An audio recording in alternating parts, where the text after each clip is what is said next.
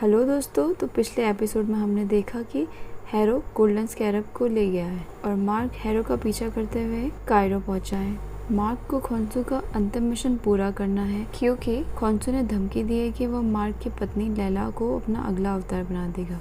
कहानी की शुरुआत में हम देखते हैं कि लैला एक पुराने मित्र से मिलती है जो उसके लिए इजिप्ट का जाली पासपोर्ट बनाती है। वह कायरो जाना चाहती है क्योंकि उसे पता चलता है कि मार्क कायरो में है और तभी हमें लैला की पुरानी कहानी पता चलती है कि वो 10 वर्ष पहले इजिप्ट में ही रहती थी और अपने बिल्स को भरने के लिए चोरी हुए सामानों की दोबारा से चोरी कर असली मालिकों को बेचती थी।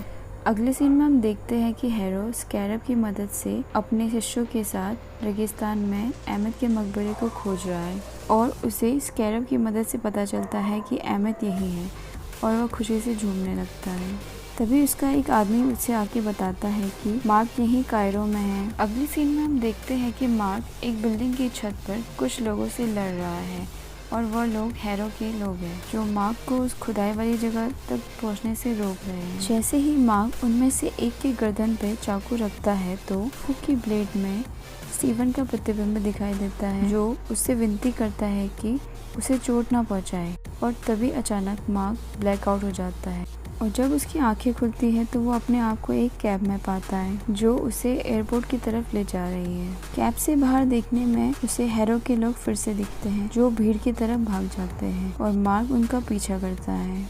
मार्क को बाजार में फिर से स्टीवन की परछाई दिखती है जिसके बाद वह ब्लैकआउट हो जाता है और जब मार्क की आंख खुलती है तो वो अपने आप को एक सुनसान जगह में पाता है और देखता है कि उनमें से एक आदमी मारा गया है और खून से सना हुआ खंजर मार्क के हाथों में है। मार्क स्टीवन को इन सब का जिम्मेदार समझता है और तभी हम हैरो के एक आदमी को देखते हैं जो कि एक बच्चा है, लेकिन वह बच्चा हैरो का पता बताने से अच्छा मरना पसंद करता है और वह खाई में कूदकर अपनी कुर्बानी दे देता है। यह देखकर स्टीवन निराश हो जाता है और खोंसू से अलग विकल्प ढूंढने को कहता है। तभी वह खोंसू से सवाल पूछता है कि क्या कोई अन्य देवता हैरो को अहमद को रिहा करने से रोकने के लिए नहीं आएंगे। इस एहसास के साथ कि मार्क सही है, खोंसू अन्य देवताओं को एक संकेत भेजता है जिसे वे अनदेखा नहीं कर सकते हैं। दिन के उजाले में खोंसू अपनी शक्ति का उपयोग करके कायरो शहर में ग्रहण डाल देता है।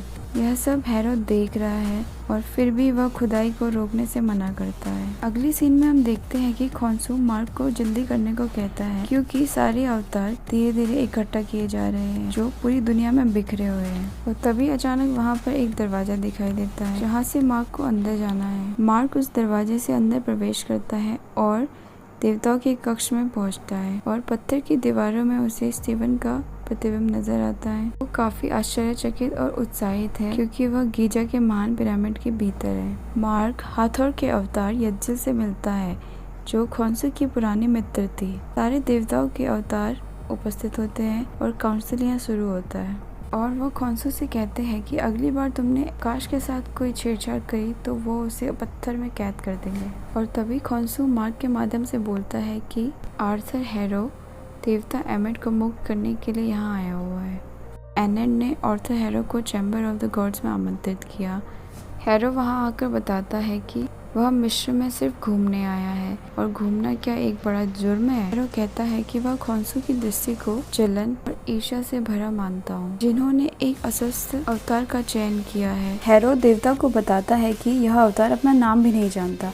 उसके पास मार्क स्पेक्टर नाम से एक विवाह प्रमाण पत्र है लेकिन स्टीवन ग्रांट के नाम से वह काम करता है।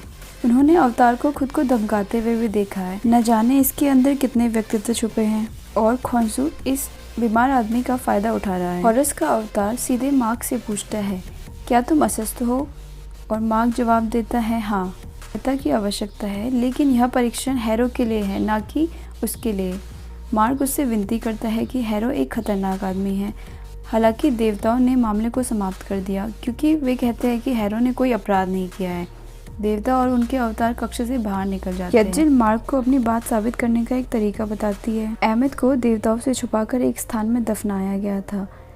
वह सिर्फ सैफू नाम के इंसान को पता है जिसे मकबरे के स्थान को रिकॉर्ड करने का काम सौंपा गया था। अहमद के मकबरे का पता करने के लिए सैफू के ताबूत को ढूंढना पड़ेगा और वह ताबूत चोरी हो गया है और किसी ने उसे काले बाजार में बेच दिया है। मार्क बाजार में एक स्ट्रीट वेंडर के पास जाता है, सैफू के ताबूत के बारे में पूछताछ करता है, लेकिन वह विक्रेता मार्क को कुछ नहीं बताता है। और कुछ ही देर में लैला उसके पीछे से आती है और उससे कहती है कि यहाँ तुमसे कोई बात नहीं करेगा क्योंकि तुम मिस्र से नहीं हो। उसे कहता है कि उसे यहाँ नहीं होना चाहिए और लैला उससे कहती है कि उसे जो चाहिए वह उसे ढूंढने में मदद कर सकती है। लैला और मार्क एंटर मोगाट के घर की तरफ एक नाव से निकलते हैं। एंटर मोगाट वह आदमी है जिसके पास सैफू का ताबूत है। मोगाट की हवेली पर पहुंचने पर लैला को अपना एक पुराना साथी मिलता है जिसे देखकर वह बहुत खुश हो जाती है। वह उसे बताता है कि मोगाट भी उसके साथ फिर से मिलकर बहुत खुश है। लैला मोगाट से सैफू के ताबूत को देखने की अनुमति मांगती है और मोगाट मार्क और लैला को सैफू के ताबूत के पास ले जाता है। लैला को ताबूत के चिन्हों पर किसी भी स्थान का कोई संकेत नहीं मिल रहा है, इसीलिए वह मार्क से कहती है कि स्टीवन को आने दो, लेकिन स्टीवन मना कर देता है। तभी अपने प्रतिबिंब को देखते हुए स्टीवन मार्क को बताता है कि ऐसा इसलिए क्योंकि इन्हें इसके साहित्य में छुपे कोडित संदेशों को अनलॉक करना होगा। और मार्क लैला से उन लोगों का ध्यान भटकाने को कहता है ताकि वह स्टीवन के साथ मिलकर उस स्थान का पता लगा सके।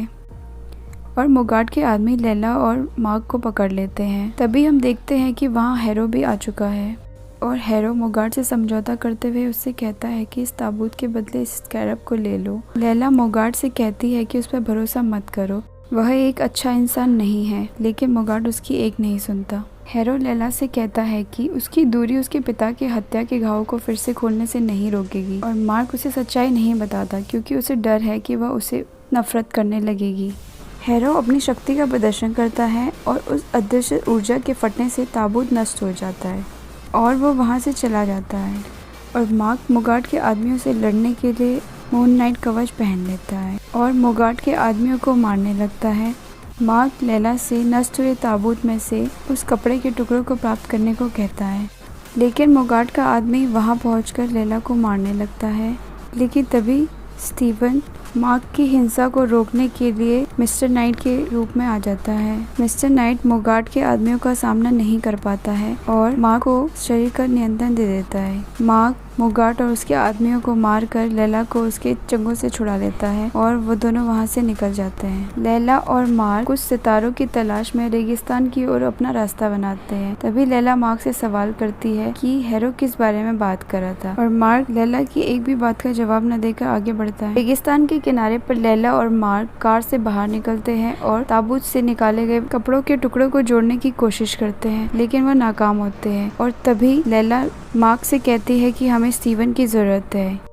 मार्क कार के मिरर को लेकर साइड में जाकर स्टीवन से मदद मांगता है। अपनी बॉडी को कंट्रोल कर स्टीवन रेत में बैठकर उस टुकड़ों को जोड़ने की कोशिश करता है और स्टार मैप को जोड़ देता है। स्टीवन के नॉलेज को देख लैला उससे काफी इम्प्रेस हो जाती है। स्टीवन प्राचीन मिस्र वासियों के इस नक्शा बनाने की कला की प्रशंसा करता है और तभी स्टीवन कहता है कि यह इतना आसान नहीं है क्योंकि पिछले 2000 वर्षों में तारे अपनी जगह बदल चुके हैं, इसलिए वे सैफू के मकबरे के एग्जैक्ट लोकेशन का पता नहीं लगा पाएंगे। लैला और स्टीवन की बातों को सुनकर खोंसू चंद्रमा की तरफ देखता है और वह कहता है कि मैं उस रात को दोबारा वापस ला सकता हूँ, लेकिन उसके लिए मुझे एक कीमत चुकानी होगी। खोंसू स्टीवन को याद दिलाता है कि उसे एमिट को रोकना है और उससे कहता है कि मार्क से कहे वह उसे छुड़ाए।